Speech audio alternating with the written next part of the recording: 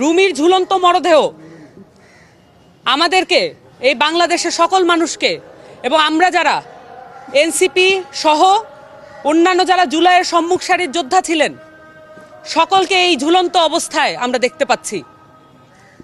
আমরা দেখেছি জুলাই ঘোষণাপত্রে জুলাইয়ের যারা সম্মুখ সারির যোদ্ধা, যারা শহীদ পরিবার এবং যারা আহত হয়েছেন, যারা এই পুরো অভ্যুত্থানে সক্রিয় অংশগ্রহণ করেছেন, তাদের নিরাপত্তার কোনো ব্যবস্থা করা হয় নাই।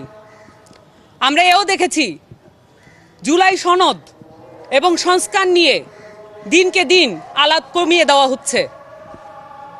এমত অবস্থায় যখন পুরো দেশটাকে একটা এমন নির্বাচনের দিকে ঠেলে নিয়ে যাওয়া হচ্ছে, যে নির্বাচনে কিভাবে পুলিশ বাহিনী, আইন শৃঙ্খলা বাহিনী এবং অন্যান্য যে নির্বাচন কমিশন সহ এই রাষ্ট্রীয় সংস্থাগুলো কিভাবে কাজ করবে সেটার কোনো সঠিক কোনো রোডম্যাপ নাই।